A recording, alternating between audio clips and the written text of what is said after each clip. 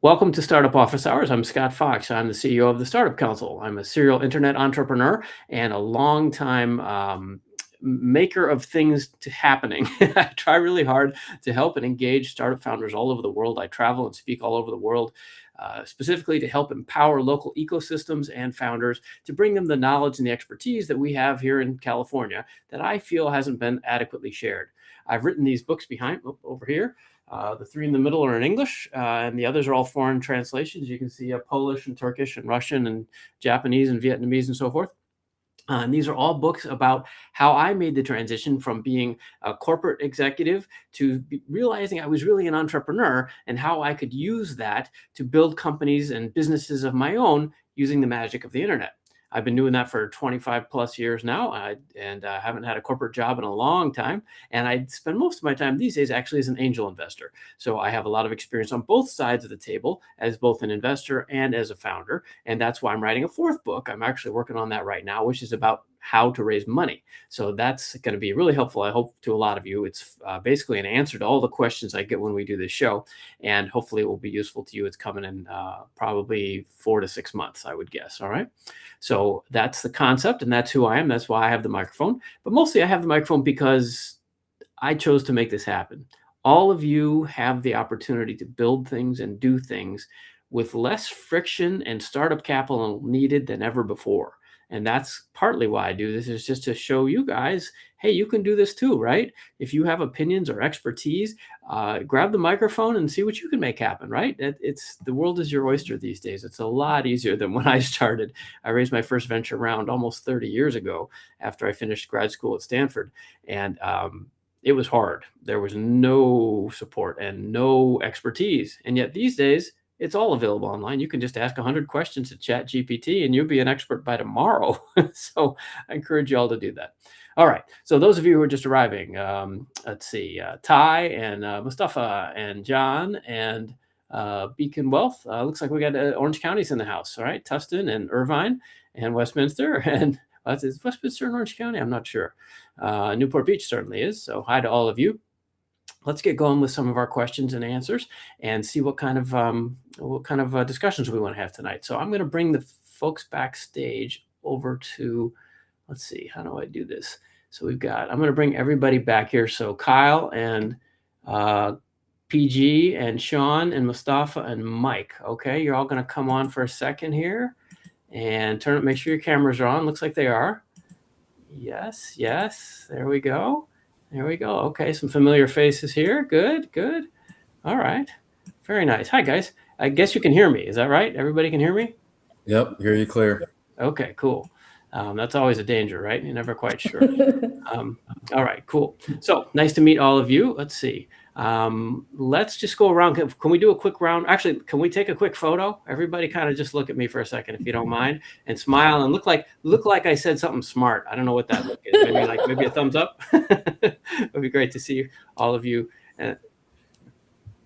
Awesome. Thank you. It doesn't happen unless we take pictures and post them online. So now this is official. So thank you. All right. So maybe we'll just go around kind of clockwise. And I think most of you have written in, so I might have a clue, but let's just hear what some of you submitted your stuff a while ago. So maybe we can just give me like the 10-second version, right? Not the whole pitch, because I'll come back to you. I'm just trying to figure out what order we're going to talk to people in, right?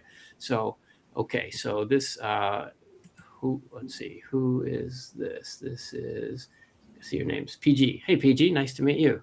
Hi. So what did you wrote in actually, right? Yeah, I think I've written in, yes. Yeah, hold on. I need to turn that mic up, man, so I can't hear you. Okay, hold on. All right, say that again, please. Pardon? Yeah, there we go. Good. I just wanted to make sure I could hear you. All right, so Pratishka, okay, so you had a question about raising money for co-cardio, right? This is good. Okay, so I know what you're here for. Good. And that sounds like a cool company. I'm looking forward to discussing that with you. Okay, co-cardio fundraising. Okay, so that's good. And then who's beneath Mike? Mike. You're Mike. Okay, hi, Mike. And you wrote it too. You guys are you're all following instructions. My God, this never happens. Every now and then. Nice to meet you, Mike. So you are looking at accelerators, and Should okay, about timing of funding. Would that be kind of a way to say it? Yeah, timing and whether taking on somebody else would hurt getting in an accelerator. Right. Okay. Yeah, that's an interesting question. Great. And both of you guys are members over at Startup Council. Thank you for your support there. We've got a whole bunch of cool stuff coming, so stick around there. It's not fully finished yet, but we're ramping up, and you guys are going to get in early. Awesome. And then Mustafa, hey, nice to see you, Doc. How are you? You're muted though. Mute, yeah. Can you hear me right now? There we go. Yes. Okay, hi. I'm good. How are you? Good. Good. Did you want to pitch tonight? Is that what I saw? Yeah, I would like to pitch tonight. And Okay. yeah, we have on our AI power platform for age-raised macular degeneration. Yeah, that's right. I remember. Excellent. Well, glad to see you again. Thank All you. right. And then there's another familiar face there, Sean. Nice to see you, Sean. God, I think you all wrote in. This is unprecedented. Everybody followed instructions. No, I don't have that one, Sean. I'm lying. Did you write it? I did write it. I got an email even confirming it. Did you? All right. Well, I don't have it. What's on your mind tonight? Nice to see I you. wanted to talk about AI accelerated coding and the progression of idea to product and how that's I did see that. Also, we're just coming off an accelerator, so I'll give you guys a brief update about our product and how we're doing. Oh, great. So you can chime in when we talk about Mike's question then. Excellent. Yes. And I did see your question. I'm sorry. I just must not have printed it out. It gets a little crazy in that hour before the show. Yeah. Okay. And that leaves us last but not least is Kyle. Oh, hey, Kyle. We've met, right? Yeah, plenty of times. How are you, Scott? All right. Yeah. Nice to see you. You're still working on the concussion protocol thing, right? Yep. Okay. Still working on the concussion app, Smart Gnosis. I wanted to pitch tonight, get some feedback. We're in the process of raising some capital, so I wanted to discuss that as well. Okay. Or looking to, I should say. Perfect. Okay. So far we've got 2 questions and 3 pitches. That's an interest. That'll be good. That'll be very interesting. Okay. Well, thank you all. Let me just digest that for a second and then say hi to people in the chat room, and then we'll figure out how we're going to get this started. So, let's see. And I think everybody tonight is in America, which is for a change. So the time zone's not quite as difficult. Sometimes I feel bad. We have people come in the middle of the night from Germany and stuff. Well, some of them are probably watching. Okay. So, all right. Let me just check in on the chat here and see if there's anything on fire. Let's see. Good.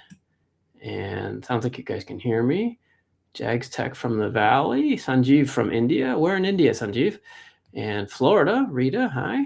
And then Jags, I'm trying to figure out what to do. I'm in home care for decades. I'm like life-saving medical invention. Designed, tested. Ooh, okay. Well, that's interesting. You're going to have to tell us more, Jags, or we can come to that later. And Julia from Detroit Homecoming. Nice to see you. Excellent. All right. So let's get started then. Let's see. Let me just look at what our notes were. Well, why don't we... Well, let's do a pitch. We've got several of them. So let's see. Well, maybe we'll just go in the order that you guys showed up in. I'm most curious about... I'm curious about all of them, but PG, you had I had a kind of a threshold question for you. So where are you based? Hey, actually, I was in Orange County. I've been following you since more than 3 years. Oh, And last I met you at Soka University, and I was actually going to book a call with you, a one-on-one offline. But I thought that since I got your email after being a member, I thought let me at least, today talk to you and get to know whether this is something would you be interested. We can talk offline where I can book a call. So Great. just Okay. wanted to start a conversation with you today. Super. No, that's great. Nice to see you. I apologize if I meet a lot of people. I don't remember, but I was speaking there, right? That was the Tech Coast Yeah, Angel you're speaking. I actually do hi-fi all the time, but you see a lot of people, so I totally get you. That's totally fine. Okay. No worries. Excellent. Let me just remind folks, if you have friends who want to join us, this could be useful. We're doing free pitch feedback and we're doing strategy questions and just trying to help. So if that's useful to you, tell your friends. You got a couple minutes here. And you can also like and subscribe. Of course, that's the way of the internet. But mostly we're going to talk about Pratisha's startup. And the key here is she's going to give us a 2-minute pitch, right? So she's going to mostly just practice her pitch, and then we can talk some strategy too. But really the focus is I will try to add what I can, but I don't know everything. And I think she's a doctor, right? So she's got some cardio fancy thing going on here. So I'm only going to be able to address one angle on this, and even that might not be right. So that means the rest of you who are watching, and I know there's other doctors and medical people in here, your feedback would be really helpful, right? So don't make me do this by myself is what I'm saying. And so when people pitch, we're going to give them feedback and help. All right. That's the idea of the Startup Council. We try to help everybody. So, okay. So Pratisha, let me put 2 minutes on my phone. And I know this is an artificial length of time, but the idea is that it teaches you to, well, you get it. I mean, you're an educated person, right? It teaches you that under pressure, how do you deliver? Because 2 minutes goes quickly. So, Yeah, okay. no, I actually, yeah, fine. I'll just say because I had a question, but I'll just quickly give a little bit introduction to what I do. So basically, hi everyone. I'm Pratishka Gandhi. I'm a preventive cardiologist with more than 3 decades of experience. And I founded Co-Cardio, which is a revenue-generating, franchise-ready preventive heart care company. So what we are trying to do at Co-Cardio is we are shifting the entire focus from reactive sick care treatment to proactive prevention, where we are helping people to avoid first heart attack or repeat heart attacks. So our model is like very simple, like we focus on detect early, protect fully, connect deeply. And we have a pre-launch clinic here in Encinitas where we have already done more than 300K of revenue in last 18 months because we wanted to demonstrate product market fit, de-risk everything. We have a physician buy-in of 250K, and we have profit margins. We have strong unit economics of profit margins of 44%. So, and we invested into getting ready for the franchise. We have filed with California for the FTC. So we are right now at a very nice inflection point. We are going to start fundraising. We are fundraising 500K because we want to now scale and grow into 3 or 4 more franchisees in this year. And then we also want to do hiring and marketing and all those things. So this is where we are at.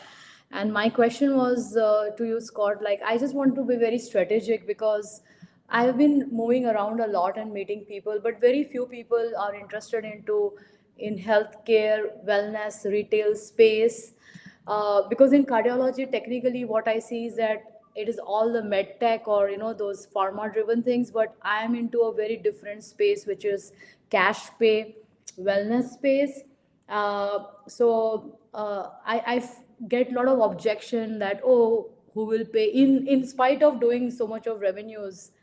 People keep on saying that, oh, who will pay and all. So I just wanted that where to find the kind of investors who would be interested into wellness preventative models.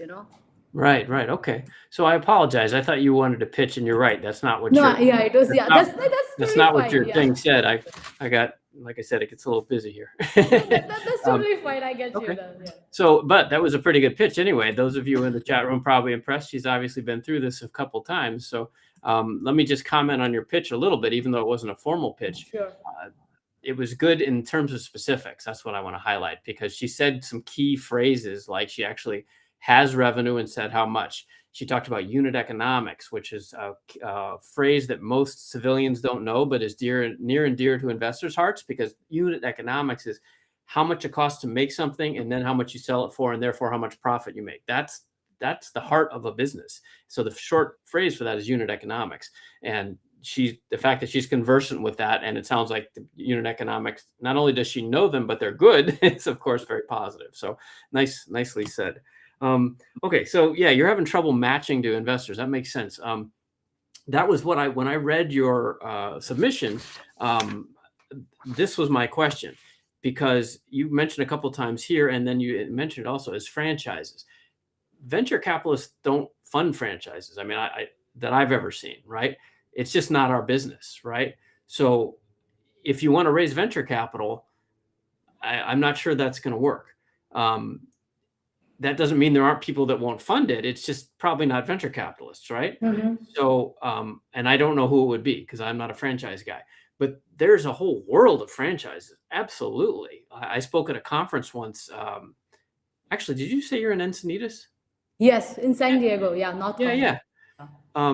Like, oh, I'm looking around. I don't think I still have it, but like 15 years ago, I was in a magazine called Success Magazine. I don't know if you've ever seen it. I don't even know if it's still around, but it's all about franchises, and it's based, I swear to, I think the CEO lives in Encinitas. I went and had lunch with him. He was right near there anyway.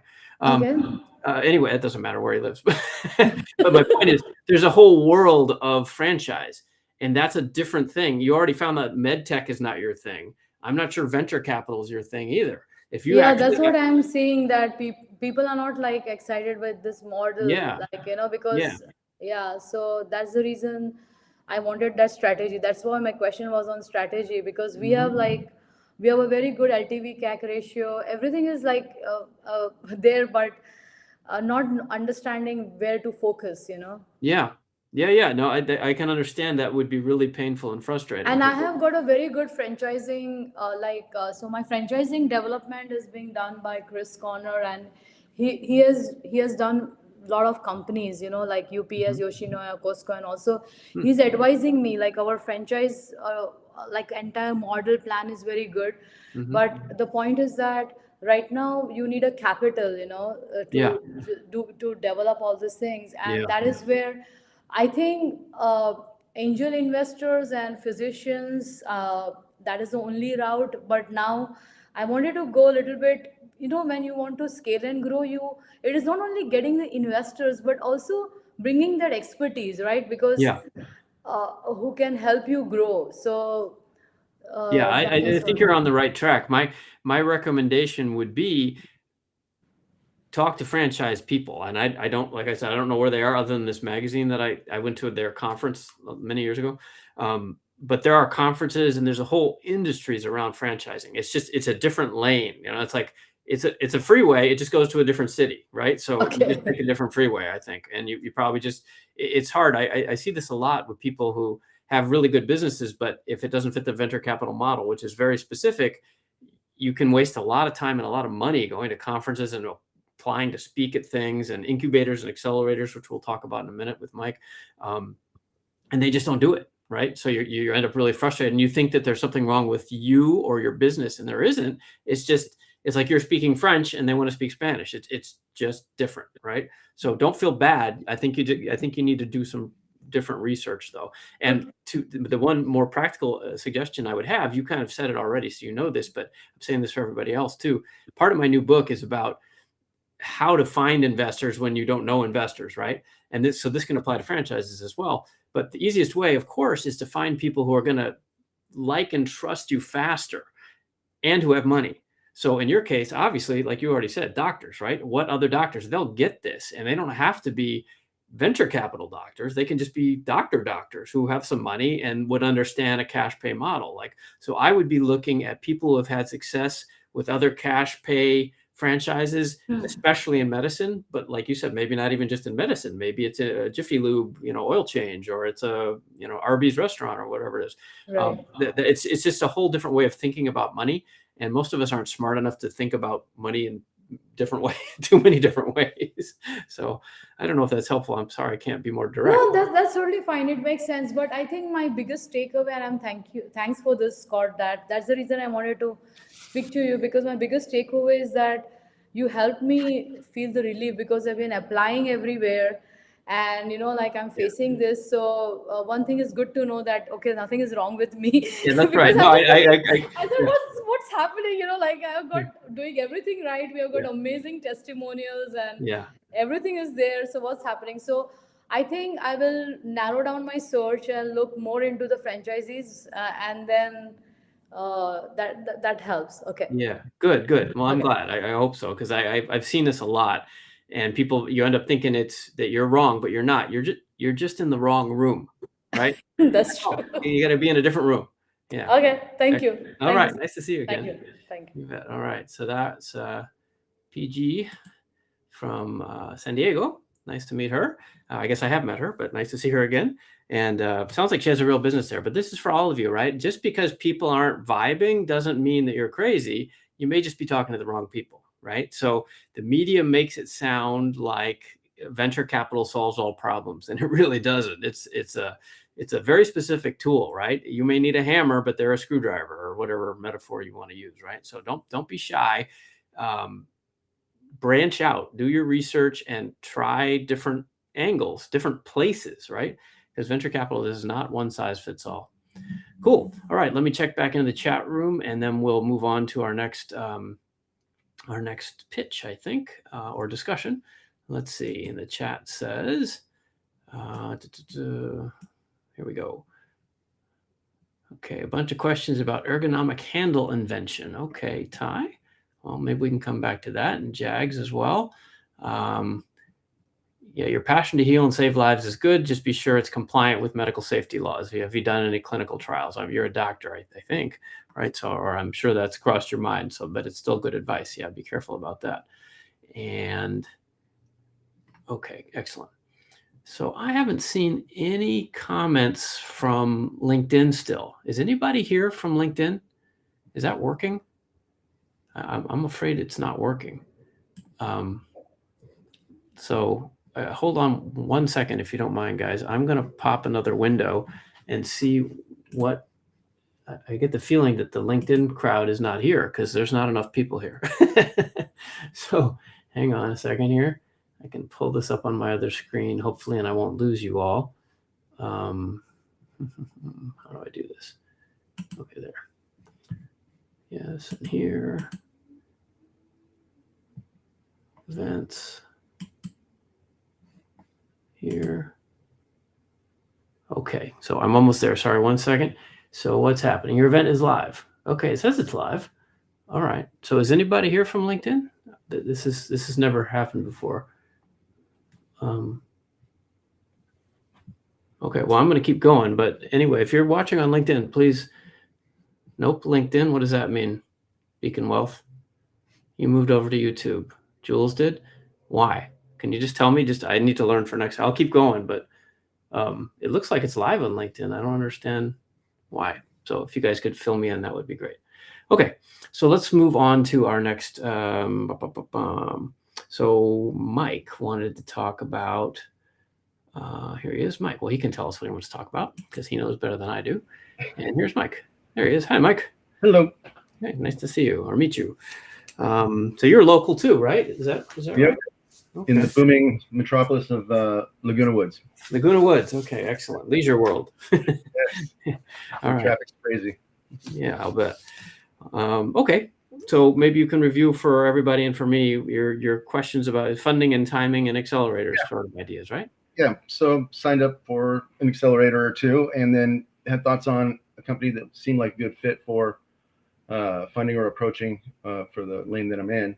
And I was wondering, does going for any money that you can find, the runway's short, trying to get any money you can find to keep going, is there mistakes that could be made with that would affect the application into an accelerator, or it's just a new world as far as acquiring funding? So sure, okay. Just give me the super quick. What does your company do, and what stage are you at? We're pre-revenue. It's BPS Pro Score Plus. We do hands-free scoring for the game of pool and augmented reality training. And come to find out, there is no infrastructure for data in the pool industry. So right. I am I'm in examination for patent. I'm patent pending. And I have a pro with 14 years of being sponsored by the league, 250,000 people in the league I play in, which is how I discovered scoring such a drag. Okay, yeah, I remember this now. You joined. You were part of the Startup Council. I remember your application. I never seen the a Q Sports focused startup before. Cool. And it's been the same. The industry's been the same for 100 years. Yeah, right. That makes sense. Yeah. Okay. So, all right. And how much money are you talking about? Do you think? Do you want to raise? 100,000. Okay, so Reasonably small. Okay. And do you have specific accelerators or incubators in mind, or is this more of a theoretical question? Well, I haven't sent in for TCA yet, but the Y Combinator and Techstars. Sure. Okay. Okay. So, all right. So here we go. So TCA, first of all, TCA is not an incubator and accelerator. It's an investment group. So they won't, that's a competing path, at least for the terms of this conversation. You could do both. The one doesn't exclude the other, which is your question, but I wouldn't call them an accelerator or incubator. That's what I'm saying. We invest in all kinds of stuff, but we don't incubate or accelerate. So the Techstars and Y Combinator model, I think the big question is in terms of, so are there things you could do that would screw one or the other up? For sure. The problem of bad investors is a thing, right? There are people out there that are scammers or bullshitters or liars, just like in any other business. So I have certainly seen, and I hope this doesn't happen to you, but I have seen people get ripped off or fooled, or even just waste a lot of time with people who are fake investors. And I've seen worse than waste time, of course, as well, lawsuits and stuff. So that's obvious, I think, but just starting at the base case, right? Can things go sideways? Yes, in lots of ways. Presuming you do a lot of due diligence on anyone that you're going to take money from, I really would recommend that. And the easy one on that is just ask for references. I'm shocked how many founders will take money from people and they're so blinded by the money that they don't check a person's references. And I could tell you a horror story or two involving federal prison that people that, they get intimidated because people have a checkbook and they don't do the simple task of saying, where's your money from? And can you tell me other people you funded, right? If they won't tell you that, then back away, right? So due diligence is highly recommended. Okay, so assuming you cross those bridges and you find adults who are going to behave and have real money and so forth, and that they're going to be helpful and not give you terms that take over your business somehow. Right. Assuming best case, I don't see a lot of conflict between an accelerator or incubator and investors, except perhaps in the area of dilution and control. So it's typical for accelerators and incubators to take something like 5 to 7, maybe even 10% for a certain amount of money, maybe 100 grand, 200 grand, something like that. And I don't know how much you or other people watching know about venture math, but basically as soon as you take money for a certain percentage, that implies a valuation for your company, right? So maybe it's a $2 million is what that, if you work the math out, it's a $2 million company. So that may be fine. That's up to you to make a decision, you and your board and your founders, or you and your spouse or co-founder, right? If you're cool with that, cool. But if there are already investors in the deal and you raise their money at $5 million, and now the incubator will only take you, because they tend to have standard deals, an accelerator or incubator, and you want to sign their standard deal, but it's at half the valuation that you took the money from your mother-in-law. Yeah, problems, right? And perhaps vice versa, although not necessarily, because if you had a valuation of 2 million from the accelerator, and then your mother-in-law wanted to put in money, presumably you could raise the valuation or at least match. You'd have a floor, that was established by a third party, so that wouldn't be as difficult to negotiate. The harder one is the other one, and I see this all the time because I meet people who, perhaps like you, who have real businesses and they're excited about it, and they may have even funded it with friends and family money or even VC money, and especially if they have raised several rounds of like stacking the safe notes or the convertible debt. Their valuation, it's their friends and family. So they want to, they might have started at a reasonable number, 2 or 3 million. And then, a year later, they needed another 500,000 and they have good friends and rich friends. So then they raise the valuation to 5 million and then 6 million and 8 million, and they still haven't gotten anywhere. Now their valuation's 8 million. They can't go to Techstars or to Y Combinator or anywhere because they're too expensive. They'd have to, if they took the money from Techstars, even though it might be exactly what they need to do, the implied valuation of the incubator or accelerator round cuts the valuation of all their friends and family who invested. And that means they have to go back to their friends, family, mother-in-law and say, hey, you mind if I write down your investment by 75%? That's not fun, right? Not fun. So maybe you knew all that, but is that helpful? I did. No, I'm not strong on the money side of things. just product and contacts. Okay. Well, good. Well, maybe is that the kind of answers you wanted then? Yeah. Okay. Yeah. So I think the short version of all that is figure out what the offer of the accelerator incubator is, and then kind of set your expectations and outreach around that so that you don't get out of whack, basically. Right. Well, the Y Combinator, I think, is 500,000 on 7%. Is they're flat. Is that how they're doing it now? Okay, that sounds. What's the formula offhand, if you know it quick? Well, if it's 500 on 7%, then it's 7%. 7%, so 93% of it is the other, right? So it's 500 divided by 7%, I think, something like that, or vice versa. Yeah, more or less. So let's see. I'm just looking at my notes from what you said. Sure. Yeah, that's the main thing. The other thing is just to be careful in general about accelerators and incubators. I mean, the two you're talking about are amazing, right? So that I wouldn't have real concerns there. But there are a lot of kind of mid-tier ones or ones that were great 10 years ago and aren't so much anymore. Like really, again, check references because you're giving up a chunk of your company. Do they really, like they may have a list of amazing contacts that they're going to wave at you. Right. But when's the last time they actually raised money from those contacts, or did they ever, or are those people who just dropped by a happy hour one time, right, and left their business card, right? It's a real business. You got to check credentials. Can I ask another question? Yeah, sure.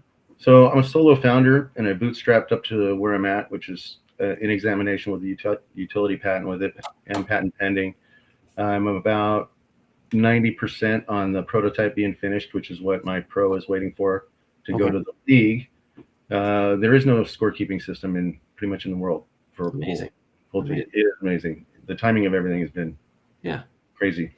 So got here, me and good old Chat GPT and Claude, and doing things solo, and all I read is being a solo founder being a drag for everything, So searching, it's I'm 100% in here. So and so far along. It's well, that's another. I will have to move on, but a couple ideas for you. One is, well, like I said to Pratishka, PG, you're not crazy. It's tough. It's okay. I mean, that's how this is the grind, right? But most accelerators or incubators, or certainly funding opportunities, are going to want you to not be solo. They're going to want to see that you have not just customers, but that you've convinced other people to join the team, right? So I think I don't know the current specifics of the Y Combinator Techstars applications, but I know like at Tech Coast Angels, we're not interested. We don't talk to companies much anymore that don't have revenue already, and probably at least a few people. They don't all have to be co-founders, but it's got to be more than a solo act with no money, right?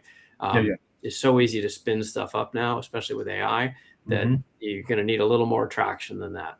And then I guess the other good news is I have a book coming for you. It's going to take me about 6 months, but this is exactly what it's about. It's like how to go through this journey and survive.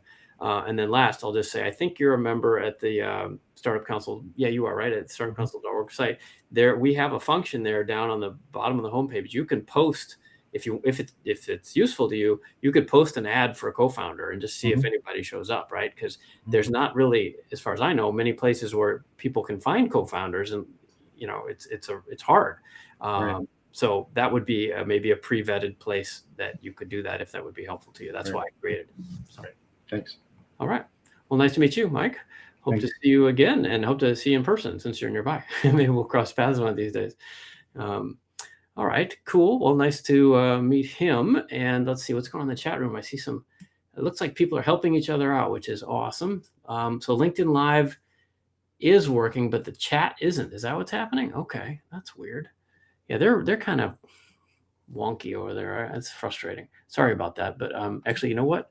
Maybe did anybody who's there? I won't do it. Maybe one of you who was there. Could you just come over to LinkedIn? Because if I stop, you'll all have to be watching me while I do that. But anyway, I'd appreciate that if somebody could just say that.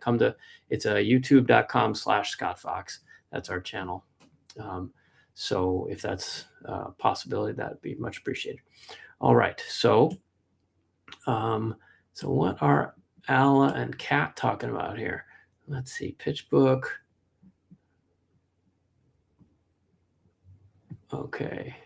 I'm not sure which way to read this. Okay, here we go. Official orders. Okay, that's Jags. Again, we'll come back to you, Jags. What's Alla says? What's the best channel to onboard first customers for cash management, forecasting, AI, and MVP? Target customers are startup CEOs after Series A funding with fast cash burn. Huh, that's cool. Yeah, so I don't know Cat DSNY, but nothing from LinkedIn. That was a good idea, though. Yeah, you got to be real specific. I agree with that, too. You need to do the lab work. Yeah. Okay, so Alla, I guess it sounds amazing. I don't know. I'd have to know a lot more about it. I agree with that advice that Kat gave you, but I would also suggest that you are picking a highly impacted audience, right? Everybody wants to talk to funded Series A founders, right? That's the dream for every service provider, right? There are young companies that aren't sure what they're doing and don't have their full stack of services lined up yet. And they've got money. Like that's what everybody wants to do, right? So anybody who's a funded Series A founder on LinkedIn or anywhere else is getting lots of calls. So I don't know if you have a background in sales or business development, but you're going to need it. So I'm trying to be helpful here, realistic. That's what this show is about. But because if you're an AI genius but you don't know sales, your product better be extra amazing because those people are hard to reach.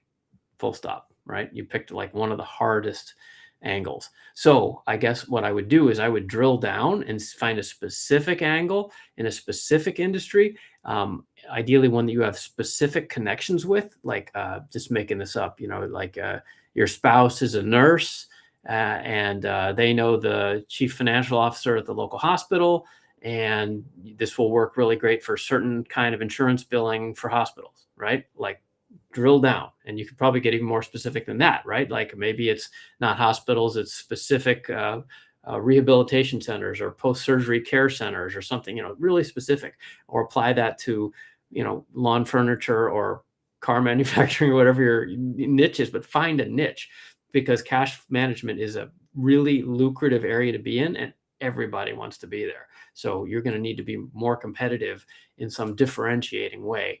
And maybe you already have. Apologies if you've already gone through that, but I think that's the only way forward, right? Is to really be specific so that when you contact somebody, you have something specific to offer them that's a proven solution specific to their needs. They hear you and they're like, oh, this person gets me, right? Not just some sort of generic, hi, I manage cash and I can make you an extra 50 basis points or whatever. That might work. And if you're good at that, awesome. But it will get easier for you the more tightly you identify what we call an ICP or ideal customer profile, and then hit them very specifically and personally. That would be the way I would pursue that. Okay. Next up, we're going to, who's next on our list? Our hit list here is Mustafa. Hey, Mustafa, nice to see you here. I think there you are. Okay, here comes Mustafa. Hey, man, how are you? I'm good. How are you? I'm good. Nice to see you. Very nice to see you too. Mustafa's you're almost going to be a regular here now. So you're working hard, and that's great. I mean, that's why I do this. I'm happy to help repeat offenders and come back and polish things. So did you want to pitch tonight? Is that what we're doing? Yeah, I would like to pitch. I based on the last hour conversation, I a little bit changed. Okay. It's a little bit more polished right now. Excellent. Okay. Well, so let me just remind the audience, Mustafa's going to have 2 minutes and he's going to talk and tell us about his business. And then I will give what feedback I can offer. And then all of you too, please chime in. And you don't need to be an expert in his field. I mean, he's a doctor, so this is extra complicated, but that's not the point. What we're looking for, because we don't have time to debate like the whole strategy, we're going to presume that the business is a good idea and that he's on his way. What we can help with, and all of you can help with too, is his style, his things he didn't say, things he should say differently. Did he speak too fast? That kind of like structure and style critique. That's easy for anybody to say, I think you should have said more about the revenues or less about the whatever it is, that kind of thing, right? That's kind of the vibe. If all of you can help, that would be awesome. And by the way, everybody keep going in the chat room. That's great. If you're all are connecting with each other, that's awesome. You should all post your LinkedIn URLs and connect that way too. We're building a community here. And of course, come and join the Startup Council, and then you can all meet each other there too. Okay, so here comes Mustafa. I'm going to put 2 minutes on this. And like I said, this is an artificial amount of time, but the idea is just kind of to simulate the pressure of a real pitch. And then we'll talk through with some feedback afterwards. Okay, ready, Mustafa? Whenever you are. Okay, I'm ready. Hi, everyone. My name is Mustafa Özgül. I'm a medical doctor and AI developer and CEO of A1 Diagnosis startup. We are building an AI-powered laboratory service for risk assessment of age-related macular degeneration. The problem: 20 million Americans have age-related macular degeneration, which cause central vision loss. It is irreversible. It is detected after damage happens. Our AI-powered platform detects AMD risk years before vision loss. This is the first blood-based risk assessment platform for age-related macular degeneration. I would like to explain our technology in a simple language. When we get older, some cells in our eyes start dying. Where do they go? They go into the blood. Previously, we couldn't detect them. Now we can. How it works: the patients go to the family doctor office, blood is drawn and sent it to our laboratory. We analyze it with our AI platform. We provide the risk assessment results to patients and family before vision loss happens. Who we are? I performed research at the University of California, Irvine for 6 years and wrote our AI algorithms. And co-founder Dr. Murat Baday is a Stanford scientist who raised over 10 million for his medical device startups. What we have done: proof of concept studies completed. We are raising over a million for clear lab certification. Revenue start first quarter 2027. A1 Diagnosis startup, pre-seed stage, see the future clearly. Thank you very much.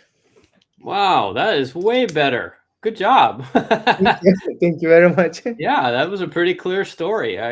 So everybody, before I get excited, everybody in the chat room, offer what you can. I mean, it wasn't perfect, right? So what suggestions everybody out there has could be helpful to him. And there goes the timer. It was under 2 minutes too. Nicely done. Thank you. Okay, well, cool. So, all right. So how could it be better? Well, you're enthusiastic, you're qualified. It was a good story. You made a complicated subject much more easy to understand. Yeah, I thought it was very good. I guess if I was going to pick on anything, I didn't hear much about the revenues or the model, right? You said revenues coming in 2027, so that's fine. But it would be interesting for investors to know. Actually, we might have talked about this before. Is it software? Is it hardware? This is a laboratory service, AI-powered laboratory service. Laboratory service. Okay, so I don't know what that means. Like that obviously means something to you, but you'd have to unpack that more for me. Does it? Is that? Okay. Well, that's yeah. What is it? Basically, there's in the field there's the exact science grail. Like the people send it to or doctors or patients or Quest Diagnostic. Everybody knows. They go and then give the blood. They analyze it and provide the result. Actually, we are doing the same way. We are doing the very early detection for the disease.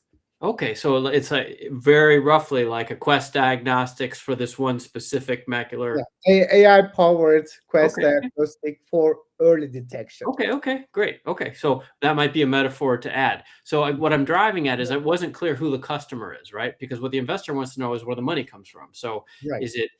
Do I pay as an individual? Is it insurance? Is it through a hospital? Is it a charity? You know, like.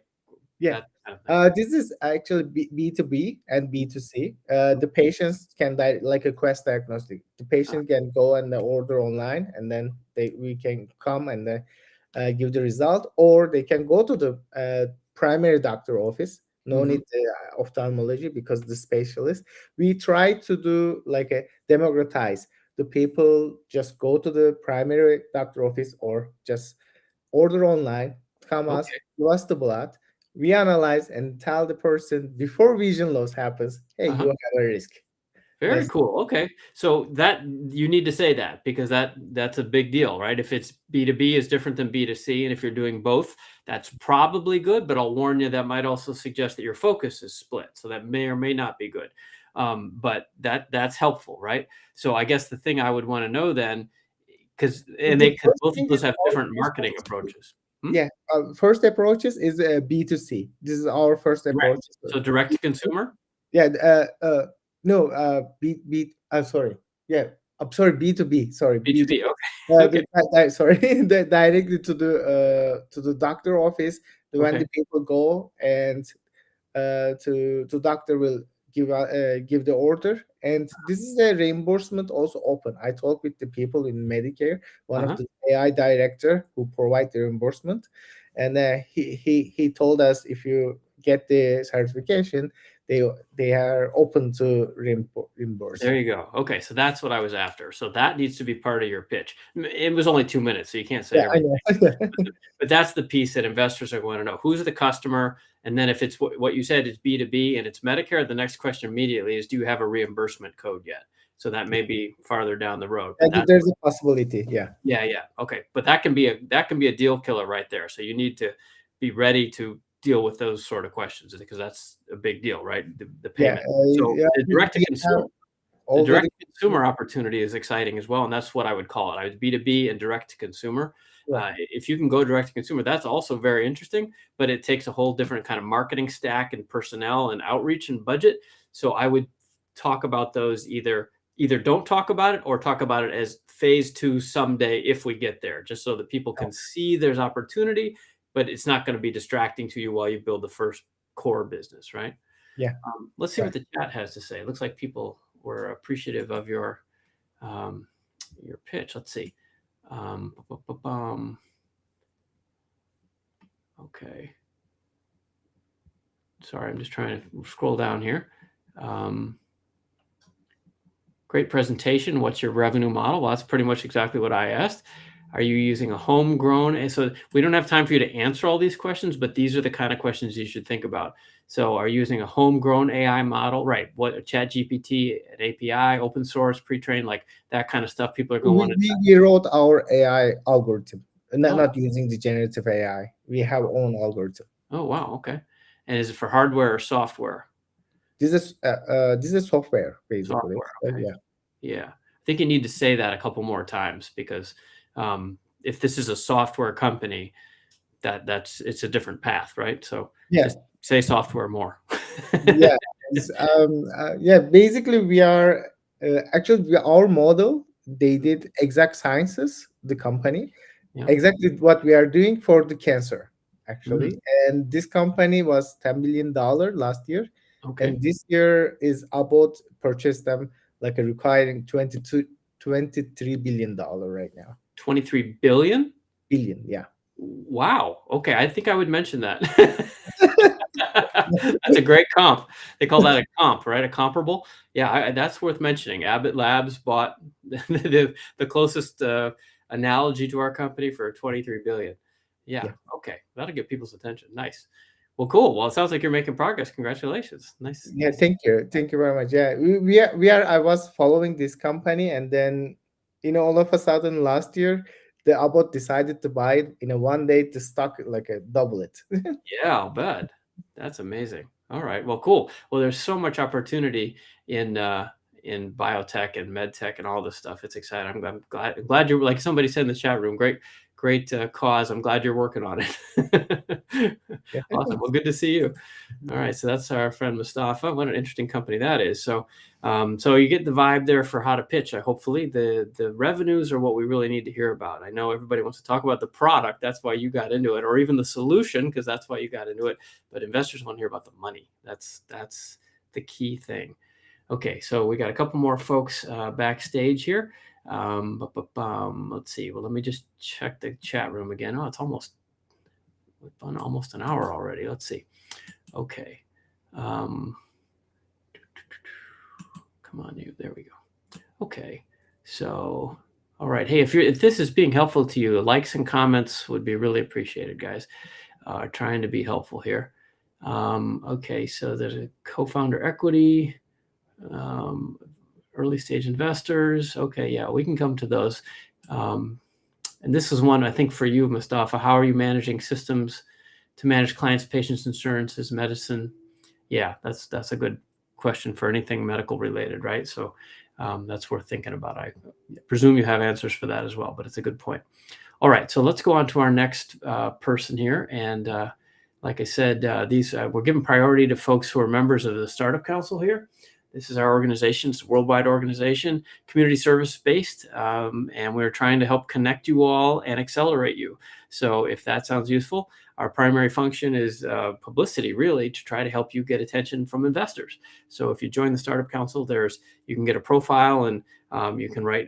We'll give you your own blog that you'll get your articles published in our newsletters. You can publish ads for co-founders, like I mentioned earlier. You can submit new articles. You can. We have all kinds of discounts for software and services, and we can make introductions to lawyers and accountants and that kind of stuff. And it's a whole bunch of stuff. But the folks that are coming on camera are members of this organization already, and that's why they get priority. Okay, so next up who was next? Was Kyle, I think. Kyle. Okay, Kyle, here we go. Hey, Kyle. How are you, Scott? All right, nice to see you. Same here. I gotta tell you, I'm glad to hear that you're still at it. That's awesome. I don't think I've heard from you in maybe a year. Whenever, I don't know, time flies. But anyway, that's great that I think people are going to enjoy hearing about your company. That's great. And I'm looking forward to the update. Yeah, thank you. It's taking a lot of different turns and just building traction and stuff like that. It's a lot of bureaucracy that happens in the fighting world, as well as just combat sports and contact sports anyway. So just working on that. Sure. Okay. Well, great. Well, I think you've heard the drill, the 2-minute thing. I don't think we've done this here before, have we? I don't remember. But no, we haven't. Okay. So, but yeah, if you want to do a 2-minute version, I'll give you what help I can, and hopefully folks in the chat room will too. And we can start whenever you're ready. Perfect. I'll get started. Okay. So according to the World Health Organization, over 56 million concussions occur worldwide, with the majority being sports related. Parents, athletes, and staff, unfortunately, all don't have the ability to recognize, report, and monitor symptoms remotely until now. My name's Kyle, the founder of SmartNosis, a concussion diagnosis app for contact sports. Our solution revolves around a proprietary questionnaire and scoring system that monitors athletes over the critical first 7 days after a head injury. Treatment and recovery suggestions are generated depending on the athlete's answers. We proved our concept in the most dangerous sports in the world, combat sports. Approved by the World Boxing Council, the Association of Boxing Commissions, the California State Athletic Commission, and the Confederation of Brazilian MMA, we've piloted with 7 fight promoters and have secured a Canadian commission as our first paying sanctioning body, making SmartNosis mandatory. We also secured our first private high school in New Jersey, and that begins in Q1 this year. We're raising capital to scale worldwide, targeting youth sports organizations, private high schools, colleges, sanctioning bodies, and local and federal law enforcement. Our team and advisors consist of sports neurologists and influential decision makers in sports. Safety starts with awareness, and awareness starts here. The end. Very nice. Cool. Just going to stop the timer. Awesome. Well, you paint a really good picture there. Congratulations. That sounds like some progress since we last talked. You've got some real credentials with third parties, right? Like it's not just your mom, right? It's like real stuff. Awesome. Well, that's very cool. Okay, so everybody in the chat room that's listening or on the air, right? Please go ahead if you have suggestions about what he could do to improve the pitch. Please chime in and offer your help or connections if you have resources that would help him as well. Potential customers, that's always welcome, I'm sure. So, and I'll go first, and then we'll talk about whatever comments other folks have. So, it was very good. You painted a good picture. I mean, the idea that concussions need better service just makes sense. Anybody that watches football or worries about kids or, combat sport, I mean, it's a universal thing. I guess I'm glad this is kind of a negative thing that's actually super positive.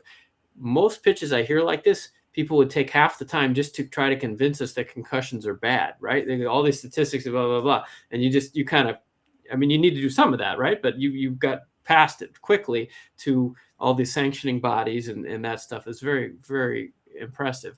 I guess what it didn't have was numbers, and investors really like numbers. So I guess I would want to add, again, it's only 2 minutes, right? But I would want to add, if you have any numbers, and I think those fall at least roughly into 2 buckets. One bucket would be results, like how many, how often does this help, or how many people has it helped, or what percentage increase, or like, I don't know how to quantify it exactly, but like recovery. how many people has it helped, and what difference is it making? If you could say something like, we helped 73,000 people and they improved their concussions by 17%, or something like that. Mm-hmm. That is, investors eat numbers.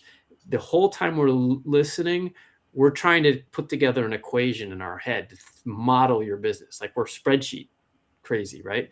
So if you tell us a good story, that's great, but you didn't tell us enough to know whether I want to learn more or not, because we hear lots of stories, right? So that's one, numbers about performance or adoption. And that leads to the other one, which of course is numbers about customers and revenue. So it sounds like you're still pre-revenue. Is that right?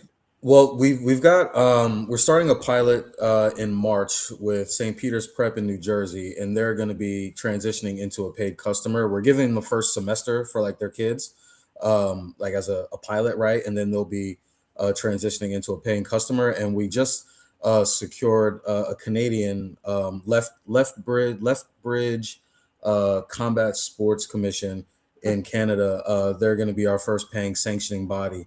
Actually, we're doing a nominal fee for them. We're doing a few fights for them next month and the following 3 months. So it's basically one fight every month.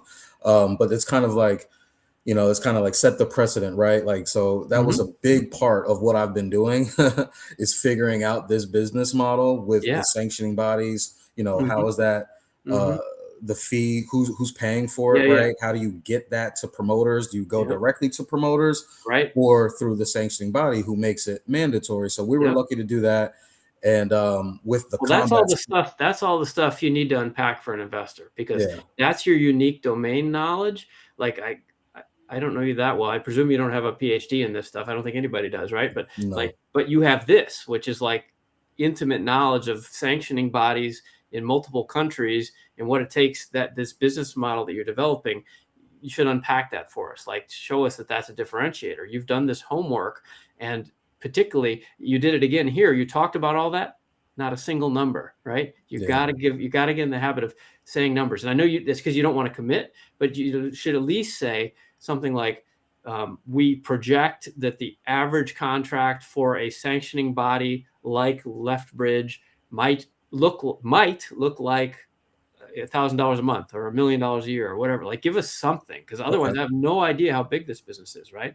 And this whole thing could be only a $10 million business. It's not big enough for venture capitalists to be interested in, right? I think you know that, because I've seen you at bigger events where this kind of stuff is discussed, right? So but if this has a potential to be a $1 billion business, you need to give us some numbers to understand why that is. And particularly, this goes back to what I was saying with Mustafa, who's the customer? And that's what you were kind of talking about there. Like, is it sanctioning bodies? Is it individual fighters? Is it schools? Like, it could be all of those. I don't know, but that's what you need to tell us. Like, who's buying, how often, how much? Like that. Gotcha. Right now, it's the sanctioning bodies and the schools, like private high schools and colleges. The schools and colleges, that's 10 grand for the year. That's what they're doing. And then the sanctioning bodies is about $500 per card. And a card is like, Jake Paul's fight had maybe 7 or 8 people on the card, right? So it's like 4 fights.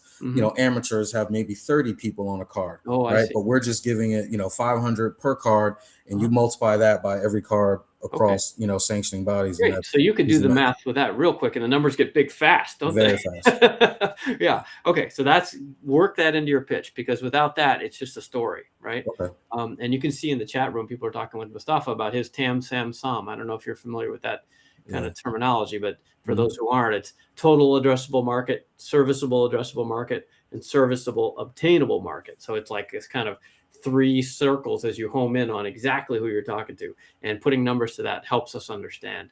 And that's what you want, because investors will want to size this up so that they know whether they're interested. Because otherwise, like I said twice already, it's just a story, right? So cool. Oh, sorry. We should check the chat room too. Let's see what other folks had to say about this. I thought it was cool, but I hope that feedback is helpful. Okay, a bunch of questions for Mustafa there. Addressable market. Yep. Oh, they're talking to each other. Okay. Okay, thinking about this, maybe I'm off base, but I see potential SaaS through channel partners vis-a-vis middle school and high school through parents. Yeah, that's kind of what I'm with you. Ignite Media, Ignite Media. I'm not sure how to say that. Anyway, yeah, and you've probably thought about that, right? Because as a parent, like, you could certainly see paying whatever, $5 a month or whatever it is. So for like youth athletics, right? So let's say like the American Youth Soccer Organization, right? Like they would be the actual customer, youth sports, but they'd be passing that fee on through membership to the parents, right? So the parents would be downloading the app. Same thing with, high schools. Like what St. Peter's is doing is they're just, buying it and then giving it out to the parents, and the parents are basically going to be monitoring their kids or having their kids download it and monitor, right, as they go throughout the season and things like that. And when it comes to fighting, it's the sanctioning body, and it's just a web app, which is a little bit different from the schools and the colleges on what they're doing. It's a web app. Each fight, each card, they just, scan, register, and then they get their automated messages. Yeah, that sounds promising. Jules chimes in and says travel teams. Yeah, I can see. Yeah, that makes a lot of sense. So just pull that into your pitch, right? Tell us how it works and who's paying. That's critical stuff. Awesome. Well, good to see you. Congrats on the progress. I'm glad, like I said, I'm glad you're still at it. I think it's a cool business. Thank you, Scott. Yeah, you're welcome. Nice to see you. All right. And come join us over at the Startup Council, Kyle. I think hopefully we could help you more. Unless you have already. I don't think you have, but everybody here, please come join us. We can all help each other. Okay, so we got one more, I think, and then we'll do a bunch of the ones in the chat room for cleanup. Who didn't I talk to? Sean. Yeah, Sean's still here. Sean is back. Hey, Sean, how are you? I think you're East Coast somewhere, aren't you? I am in Delaware. That's right. I saw that on your form. That's right. So you're up late. Well, thanks for sticking with us. Yeah, I'm a night guy anyway. Okay, super. Okay, so I saw your form, but now I can't remember what you wanted to talk about. Can you remind us? Yeah, so I'll just give you a quick update. Like we'd spoken, I guess, about 3 months ago, and I'm just starting an accelerator program. It's called okay. Yeah, Conscious Venture Labs. Really, we just finished it. Did our the big finale pitch last week. A wonderful group of people, and they're all about conscious capitalism, which is more. It's not like having a business is not about making money, but about making the world a better place. Cool. Yeah, very, very, just a great group of people. Can't say no. Yeah. So it looks like we're gonna probably get some funding, and we've got a couple of clients. We had some traction going. So, and you had a background, right? Don't you? You've done this before, or you're old, right? This is my third startup. Right. Yeah, had a couple of exits. So okay. So my advice regarding that is just keep with it. You just keep going, and it's it's not easy, and you have to connect with the right people, and all of a sudden it works. Awesome. Yeah. So my question, I'm a software developer by trade. Been C-level executive in programming for the last 30 some years. And in the last 6 weeks or so, the types of tools that have come out, and in particular, I'm going to mention Codex as a tool that's used for development, have really revolutionized, what you can put together in a very short amount of time. And I'm wondering, first of all, I think that, it creates a ton of sort of equity, right? People who don't have $50,000 in 9 months to build a product, all of a sudden they can almost do it themselves, or much, much cheaper. But I'm wondering, what do you think is now the differentiator, right? Because it used to be, I need VC funding to build my product. Fund my 10 developers for the next 9 months to build this thing. I need $200,000. That's like, that's coming to an end. what do you think the landscape starts to look like over the next 6 months as this really gets mainstream? Yeah, I wish I had a great answer. I've thought about it, but I, my main answer would be I think we don't know. It's still too early. I'll try harder than that though, but I think that's really the answer, right? Who the hell knows? It's moving so fast, especially if it starts, if the AIs start teaching themselves and it becomes recursive. God only knows what's going to happen, right? I mean, even Anthropic, what's his name, Mario, was just saying yesterday that he thinks AI is going to, could kill us all. So there's lots of opportunities to that point. That's interesting, though. Yeah, lots of opportunities here.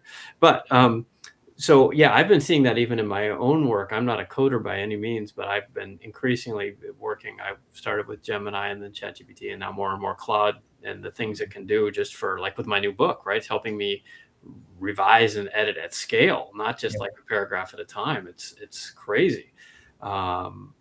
And it takes a lot of organized thinking to get it to do what you want. But I guess that's where I see value. I actually posted on LinkedIn yesterday or Sunday. Anyway, a post. It's a post you might actually find interesting because there's a guy named David Mattin, Mattin, and he has a newsletter called New World, Same Humans. And it's on my LinkedIn page from the other day. But anyway, he wrote his guidance because he's an AI commentator specifically, right? But about what we should be teaching our children, right? Like, because what do you do, right? It's one thing if you already have a career or you're as old as you are or I am, but if you're 12 or 20, what are you going to do? So anyway, so I think the differentiators hopefully are going to be, first of all, the organization. Like, I find that the prompts that I need to do to get really good results require such a level of focus that most people are not going to be able to do it. The same way that you as a software developer, people might get the concepts, but the actually writing all that code, command line stuff that you can do, that you're fluent in as a language, it's a high bar just intellectually. So I think that I'm hoping that there are still skills required in terms of organization, and not just the organization, but the being judicious about what matters and prioritizing, that kind of stuff, like higher order thinking, executive function. And then the other big one, which this post is about on Sunday, is I would really like to see, I think there's going to be a lot of disruption. A lot of people are going to lose their jobs, but maybe this isn't answering your question, but especially you're into this conscious capitalism stuff. I guess I am too. One of the things I'm hoping it happens is that it frees up a lot of people from the rote work, the processing of papers and the transaction verification and reconciliations, and maybe basic coding, and maybe human empathy starts to be valued finally more like it should be. And we can come up with incentive systems that allow people to do something that I don't think AI will be real good at, which is interpersonal communication and support for people, especially as our society ages, here in the States anyway, and worldwide, honestly. The birth rate isn't replacing the old people. We're turning into a gerontocracy, right? And if maybe AI can free up a lot of people, even truck drivers, from that work and allow people to be more kind to each other. That's pretty utopian, but that's kind of what I'm hoping for. I don't know if that answered your question at all, but no, I agree too. I think that's part of what my vision is around that is, that there does become some more equity and some more people actually talking to each other more. So. Yeah, right. Yeah. I'd hope so. Yeah. In the chat room, Ignite Media is saying, the iteration speed is, you can create a company that can be unkillable. Incentive mismatch because we have needs, it doesn't, and it doesn't. Yeah, that's right. We have more needs than it does. That's very insightful. I agree. Yeah, and post-World War II hierarchy is collapsing. Yeah, that's right. And they said, I am right, in all caps. Cool. Good to be right. Yeah, it's good to be right. Well, I mean, I hope I'm right? I mean, if we could have a shift of focus from some of the craziness that's been going on towards some kindness and supporting old people, that would be real progress in my book. But to the heart of your question, for the coding jobs and the entry-level jobs, I'm not sure. Yeah, I worry about that. I don't know where are the next level of it. Where's the next tranche of entry-level jobs going to, right? Those people they're not going to have any purpose. So. That's right. And yeah, I for years have thought about back during the Depression, they had this the Civilian Conservation Corps, kind of a national service thing, and I'm thinking I've been thinking that for years, we should do that. But now, especially with AI coming, we should take all these people and train them how to be nurses and counselors and help old people do their laundry. That's valuable work, and for millennia that was valued, and now it really isn't, because we're all in a competing to buy a Bentley, I guess. Yeah. Anyway, I don't know. Pretty philosophical stuff, but thank you for the question. I don't know if that was helpful. That's great. Thanks. Yeah, nice to see you. And congrats on graduating from the incubator. That's cool. Hope we'll see more of your creations. It's always good to find guys that are thoughtful and pleasant when they're building companies. Nice to see you, Sean. All right. Well, hopefully, come join us at the Startup Council. It'll be nice to see more of you as well. And thanks for staying up late. Okay, so getting nearish the end, let's go back to the chat room here. That kind of covers everybody that was backstage, I think. Thanks to all of you who, like I said, I think this is the first time ever where everybody followed the instructions and actually sent in their paperwork, which is amazing. There is progress in the world. So let's go through the chat room and talk about the rest of the questions. Let me point out that next time, if any of you want to be on camera, please come join the Startup Council, and then you get the link to come join us, right? And then we can talk directly. That's kind of what we're trying to set up here. Okay, so let me run back to the chat room and see. There were a couple questions. Somebody was talking. Let's see. So Ty has a question about an ergonomic handle. We'll do that second, but Jags was talking about,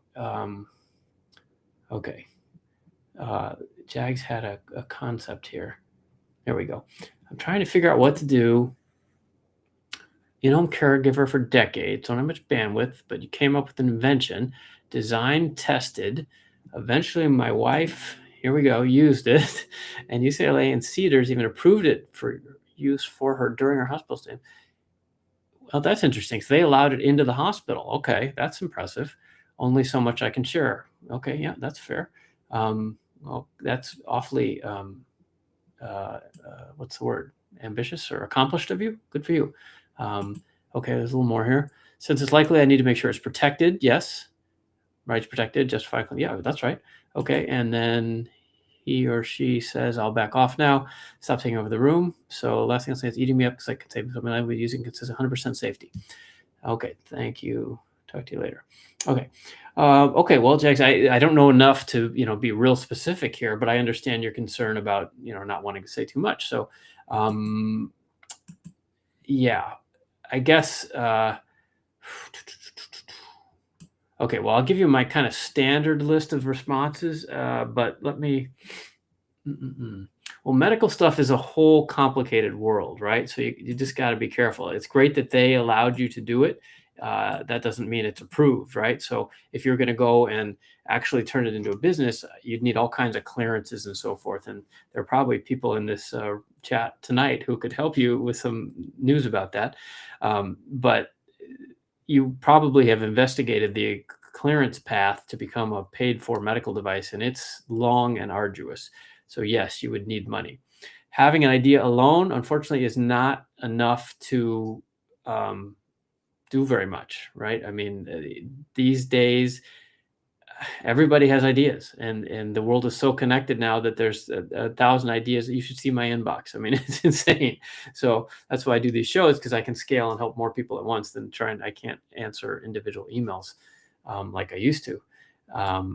Although I guess I should say, I do some calls. There's a page here. If this is useful to you and you'd like to talk more, or any of you, this is expensive though, right? Because you have to call me directly. But I do some of that. I save time for that for some people who've got money to spend, to actually really work on stuff. So we could do that. I'm not pitching you, but that's just the fact. So what I would be doing if I were you, and you don't have much bandwidth, that's the other thing. You're just not going to be able to do this if you don't have any bandwidth.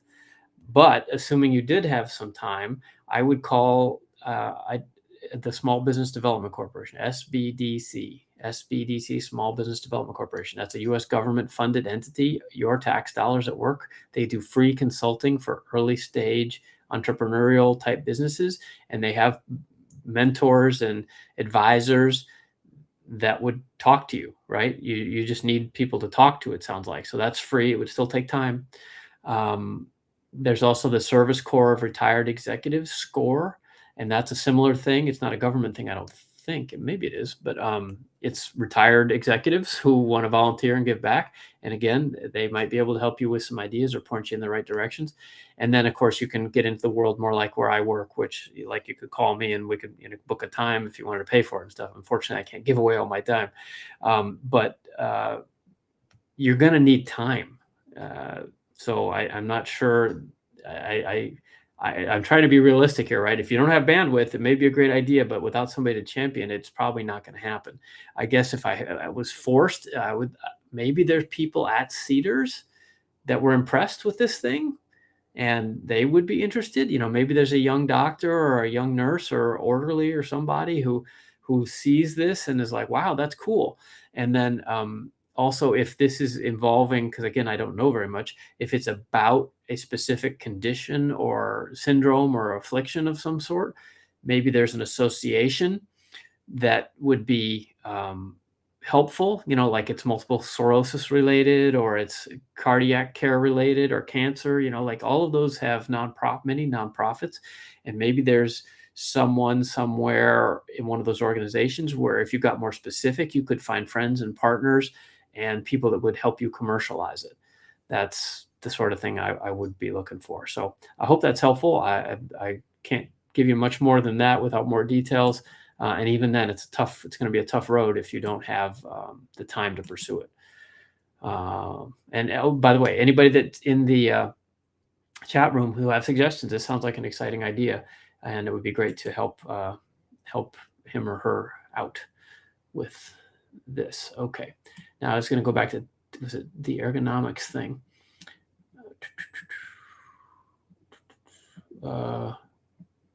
So where was that? No, not there.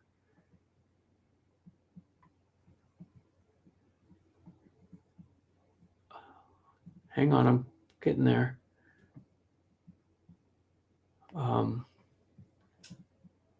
Man, okay, well, I saw it. I can't find it now.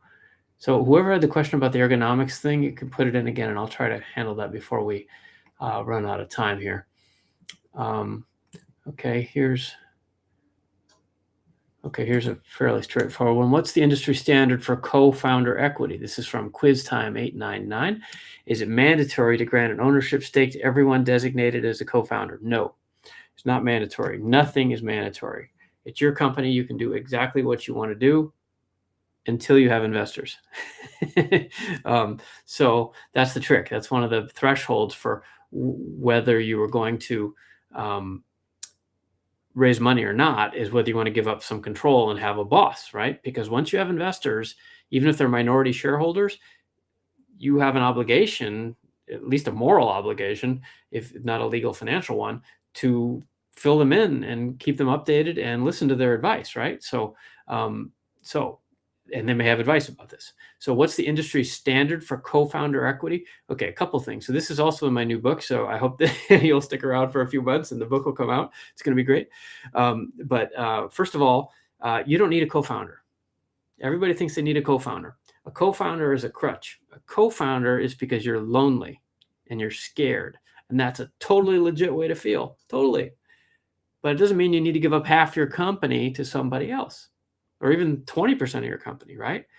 Probably what you need is somebody who knows how to code because you don't, or somebody who knows how to market because you're a coder, or whatever it is, right? Product design or blah, blah, blah, AI or something, right?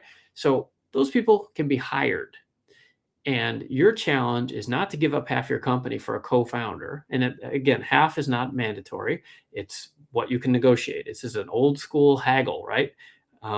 But you want to find somebody that you can employ long enough to get to know them and then allow them to earn their way into a percentage of the company. That's how this is done. because they may not want to work only for equity, you might have to give them more equity or ideally some cash as well. But you can pick whatever numbers you'd like and then negotiate. The key is that you do it over time and that they earn it, because things change. They may be thrilled and excited about it for this month and next month and even for 6 more months, but 8 months from now, they get a new job, or a parent gets ill, or they have a new baby, or whatever, something happens, right? And they leave, right? So what happens to their equity, right? You have to think through all the worst cases, and all of this can be arranged. A good book for this, actually, let me see if I can find it. I've got it right here. Yeah, here it is. Try this. I'll have an even better version of my book, so don't spend all your money on this one, but this is a really good book. Slicing the Pie. Okay, this is a few years old. I think they even have an app or a website, but you can get the Slicing the Pie handbook, and it's just as the picture shows, right? You're slicing the pie between the different founders and how to share appropriately and how that will get diluted as you bring in outside investors. Okay, but bottom line, it's up to you. Okay, so Taylor, you had the ergonomics thing yet, but I can't find the question. Can you? Oh, there it is. Sorry, you did put it back in. Trying to start an infant. Hold on, where'd it go? Hopefully, yeah, there's some good comments in the chat room as well, answering this question, quiz time. Here it is. Okay. Taylor says, trying to start an infant car seat company based on my ergonomic handling, but don't know how or who to find. You got to give me a little more. Don't know how to start a company based on this invention or who to find. Okay, I'm going to try. Well, I guess I go back to this SBDC or the SCORE ideas. I would, I mean, this is a physical product, so this isn't my expertise. I have to be honest. I'm more of a software guy. But basically, you'd be looking at some product design issues and patenting, and then trying to build a business around it. So the trick, I guess, to me would be the distribution. If you assume the idea is brilliant, assume you can patent it, who's the customer and how are you going to get it to the customers? That's the hard part. So, okay, there's a little clarification. Who would be the correct people to start such a company? Well, I guess you'd need somebody who knows the car seat market, because that would address the distribution that I was just talking about. Who makes car seats and where are they sold and how much do they cost to manufacture? So you'd need somebody who knows how to market this stuff. You need somebody that knows how to manufacture this stuff. And then that's going to both include some kind of regulatory and licensing oversight, because car seats are it's not quite a medical device, but it's certainly something that is regulated, right? Because if they don't work, people die, right? So, so you've already spoken with SCORE. Okay, cool. That's interesting. That's good to hear. So I guess I think the kind of person you want is probably a product designer or an industrial designer.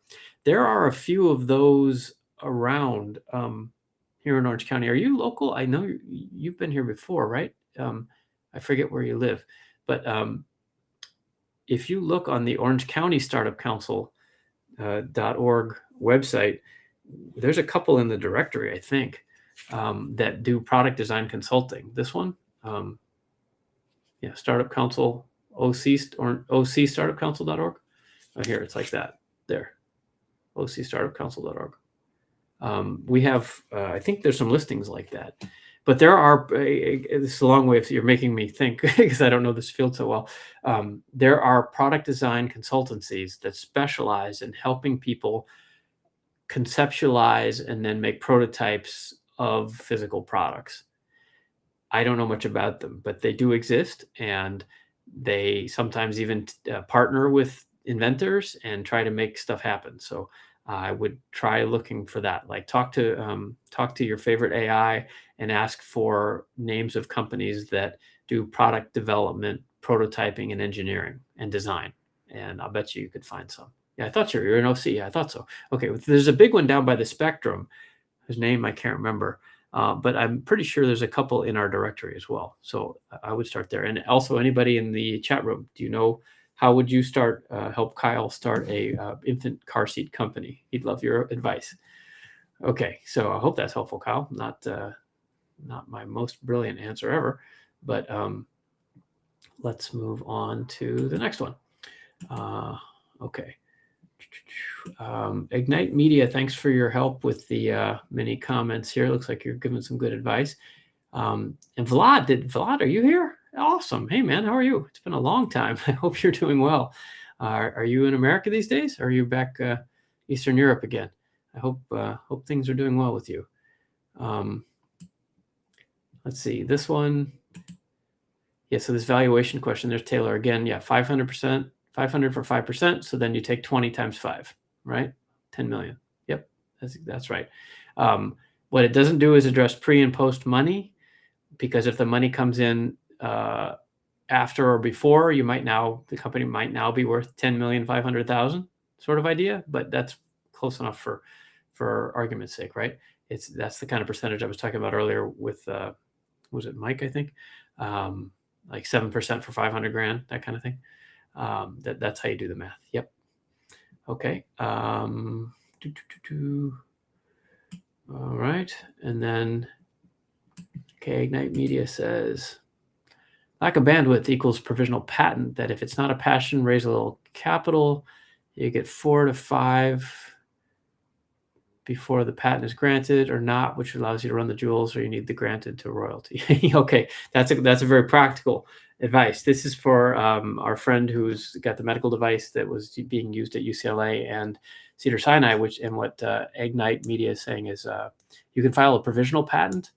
That might be, that itself can be a kind of a complicated thing, so don't underestimate that. But if you can file that without prosecuting the full patent and spending all the money, and kind of stake out the turf for this unique thing. And actually, Taylor, this would work for you too.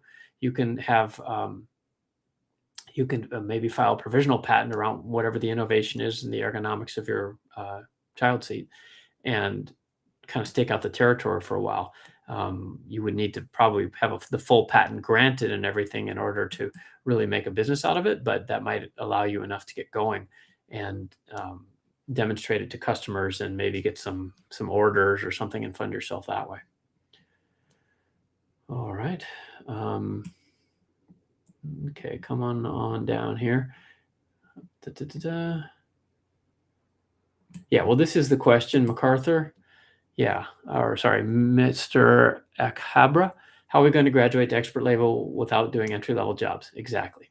That is the question. That's what Sean and I were talking about, and I think we share your concern. I wish I had a better answer. I don't know. Maybe it'll be more like people just get used to them, and like you don't have to learn cursive writing anymore because kids type and text. They're better with their thumbs than I am with a pen, right? So maybe we just evolve. I hope so. Okay. Well, Taylor, you did have a provisional patent. All right, so you're a step ahead on that one. Yeah, good idea. Okay, and talk to SCORE. All right, well, you're making some progress. Nicely done. Yeah, so Ignite Media here with another good point. First principles. This is what investors want to hear from all your pitches. Who's affected? Like, who cares, right? And who cares enough to pay for it? Not vitamins, aspirin, right? They have a headache, you're going to solve it. So how big is the market?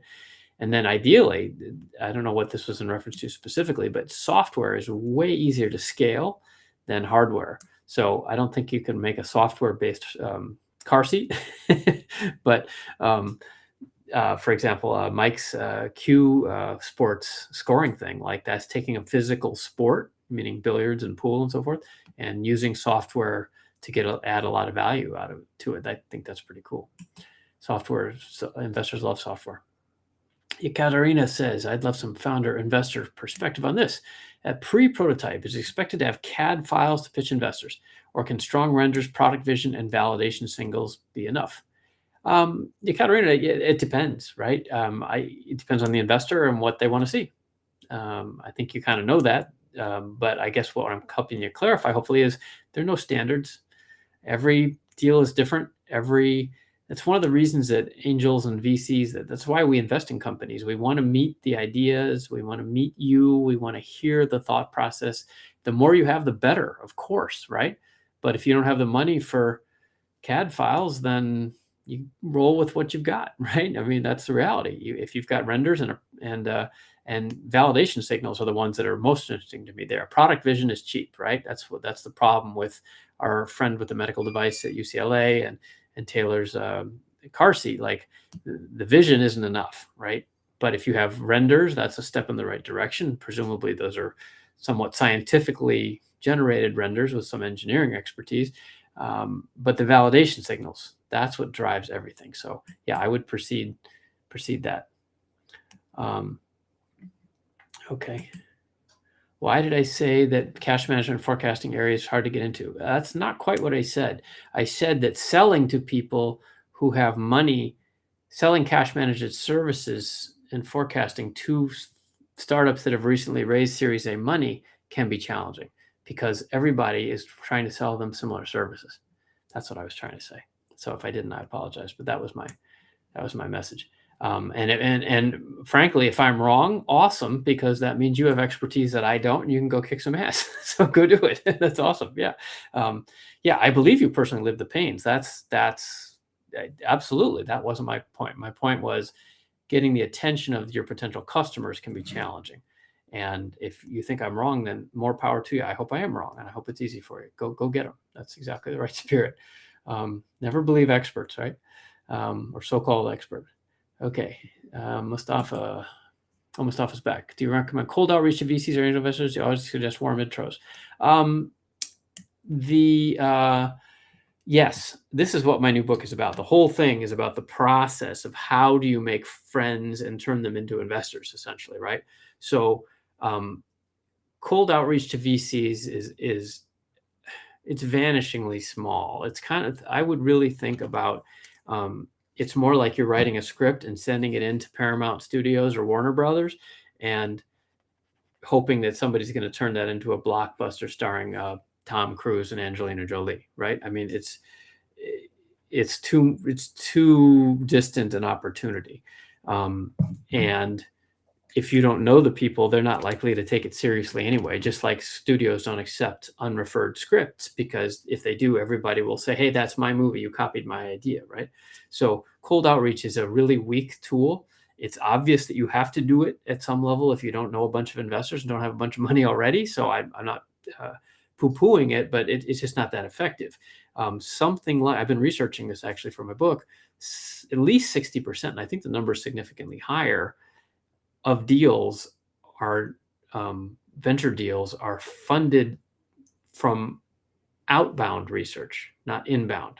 Or maybe I got that backwards. Anyway, my point is VCs go out and find deals way more than they accept random emails and then decide to invest. I mean, it can happen, and I wish it happened more, but this is a lot of the gatekeeping that I try really hard to fight against, especially if you're a minority or a woman or a person of color, or you're from some other place in the world, or you don't live in San Francisco, or all those things. Your chances of getting the warm introductions to people like me is really hard, right? That's why I do this. That's why I write these books, right? To try to open the doors a little bit. So a warm intro is far better, far, far better. The in-between is to meet people repeatedly, go to events, go join associations, come to things like this, make friends in the chat room, go on LinkedIn, comment on posts and click and connect and stuff. Like do what you can to create relationships before you have a real one. And eventually it will be a real one, right? And that's how you get investor attention. The trick is to really drill down and don't just talk to everybody.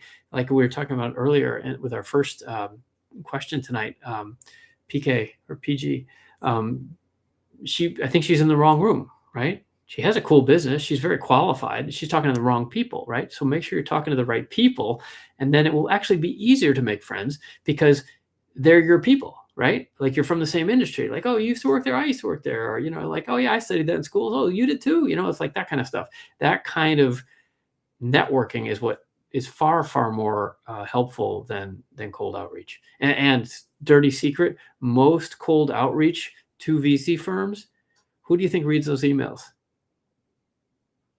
I'll give you a hint. It's not the managing partners. It's the summer interns, right? Or the lowest possible person. So don't expect you're going to, hit the lottery by doing cold outreach, unfortunately. All right, a couple more here. I'm going to have to run out of time. Mr. Achabra is back. I'm building an insurance brokerage and commercial insurers transaction automation from intake to distribution of insurance policy. We have shortened insurance issuance time from 5 days to 4 hours. That sounds cool. Is that a question? Or are you just looking for help or something? Like to set up a session. Oh, I see. You want to, okay. Let me put the URL back up there. That sounds really cool. That's a good process improvement for sure. Where is that? Sorry, it's scottfox.com/workwithscott. But here it is. Okay, there's a URL for you if that's helpful.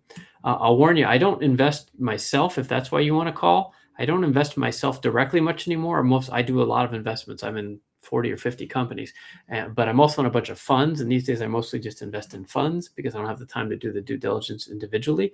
But if you want to talk about strategy and how to raise money and how to present yourself and where to start with that kind of stuff, or how to come to the United States and raise money in the US capital markets, those are all things that I do a lot of. And I do a lot of speaking on all those things. Actually, if any of you are involved in events and I can be helpful, I speak on this stuff literally all over the world. Even like for the US State Department flies me around sometimes, and I speak like in Malaysia, or Australia or India, or Dubai, stuff like that. So I'm happy to speak as well if that's helpful. But yeah, if you want to work together a little more, that page was the one, scottfox.com/workwithscott. Yeah, there it is. Okay. All right. How can I get to family? Oh, sorry, Isaiah. Oh, now you guys, all these questions, you come in like an hour and a half later. Okay, we'll do a couple more here. Any thoughts on preferred corporate structures, LLCs or C Corp? There's no question. If you want to raise VC money, it absolutely has to be a C Corp, and it should be based in Delaware.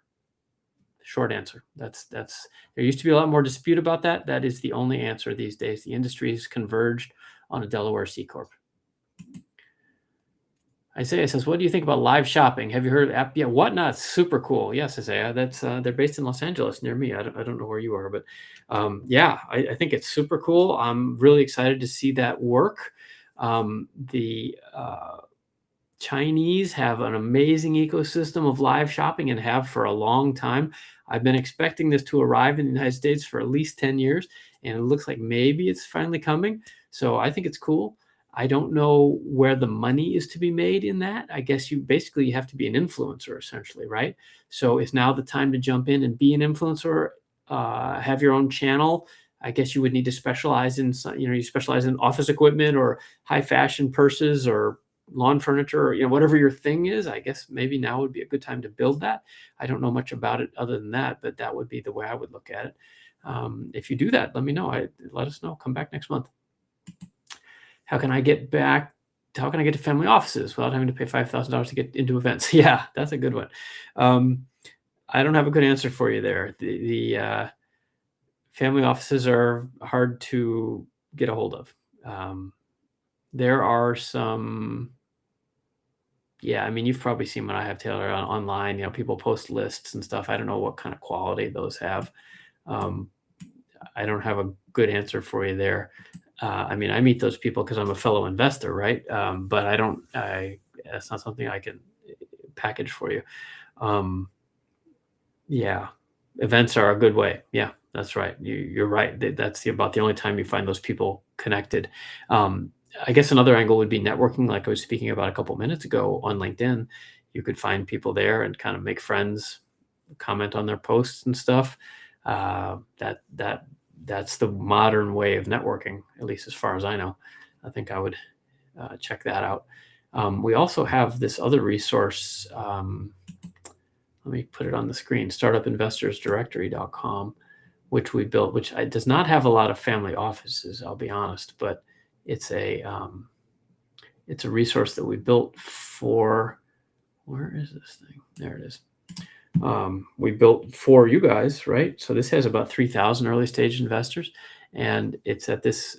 This is what the logo looks like. You can go to that that website and sign up, and it has an investor search engine, and you can search for all kinds of things.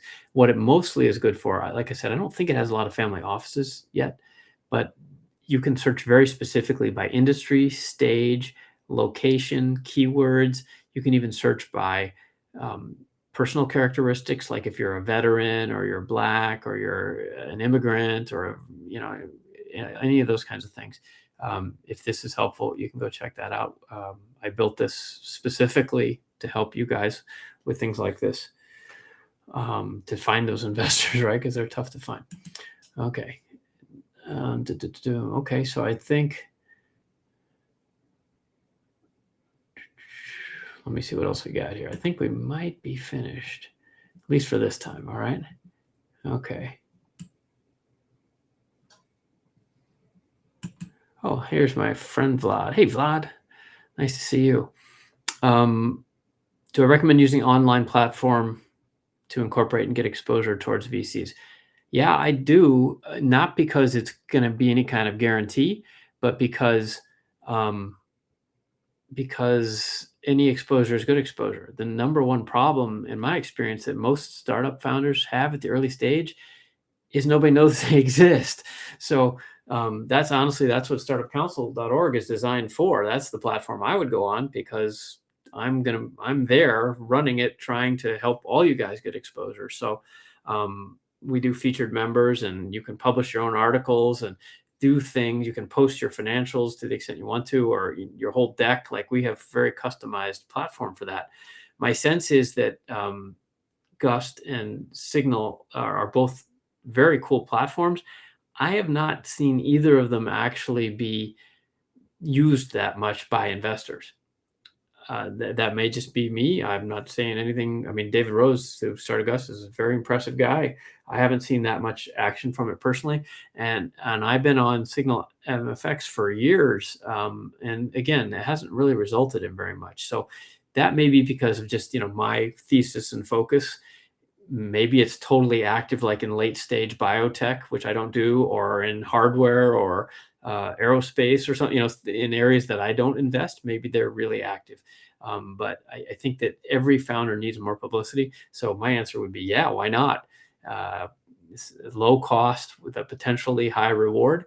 And the more you're out there, the better. You never know who's watching or listening. So exposure, I think, is the number one demand, that the need that you most need to serve. And that goes along with pitches. Any place, anytime you get a chance to pitch your company, get up and do it. Even if you do a bad job, you never know who's in the audience, right?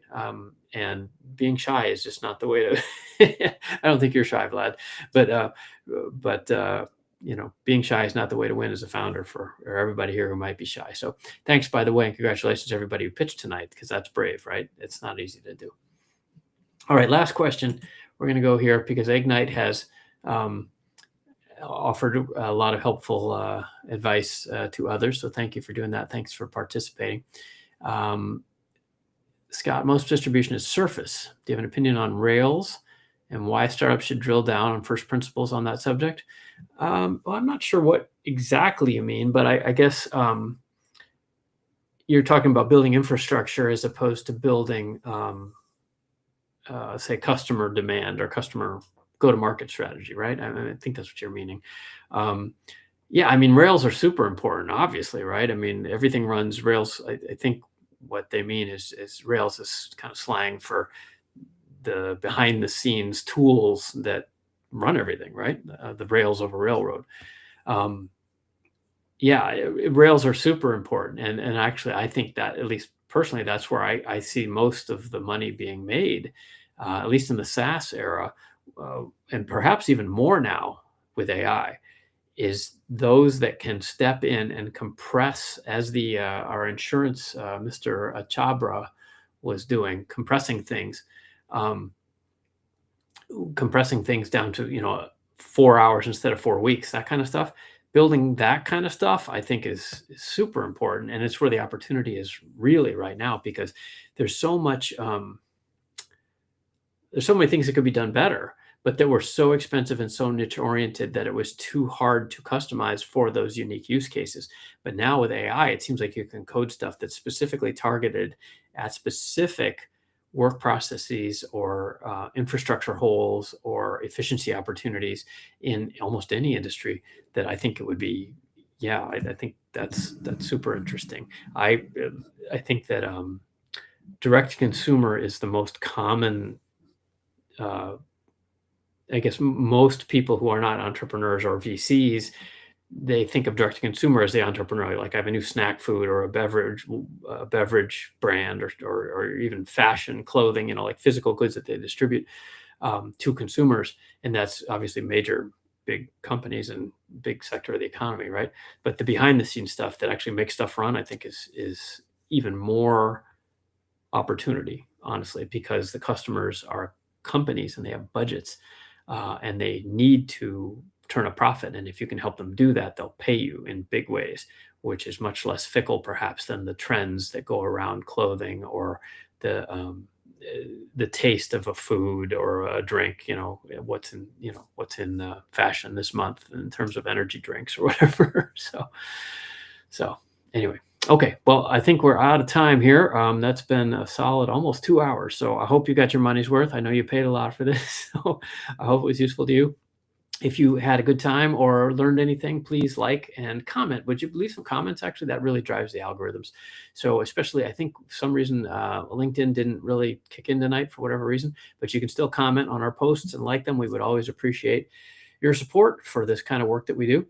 And we do this, there's a good point. Please do more of this. I do about as much as I can. I do it once a month. I'm probably going to expand that, but I need to finish this book first. And we have a lot of other things going on, including not perhaps for sure, building this out so there are more discounts and deals for you. So you really should go look at startupcouncil.org, all of you. We are just launching a whole new set of discounts and stuff that will way more than pay. I think it's $49 or something a year, not a month.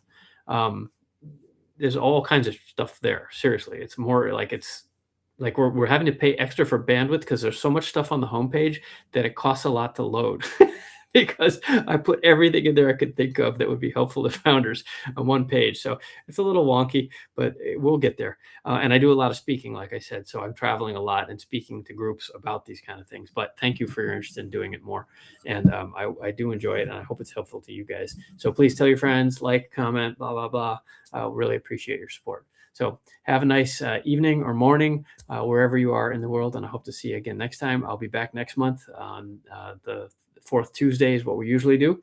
And keep your eyes open on our newsletters. If you're not on our newsletters, actually, let me put that up just real quick before we go. Even if you don't want to actually join the Startup Council, you gotta come and join the newsletters, because we have like 9 newsletters now. I think this says 7. I think there's 9. All different kinds of stuff that can be helpful to you, and they're all free. And the opportunity, of course, is to join us, and then you can get your stuff in our newsletters too, right? So we're trying to create a publishing megaphone to help you guys get more publicity about what you're building. So, all right. Nice to see you all. Have a lovely evening or morning, and I'll see you next time. Thanks for watching. And don't forget, like and comment, share, and subscribe. Thanks, and good night.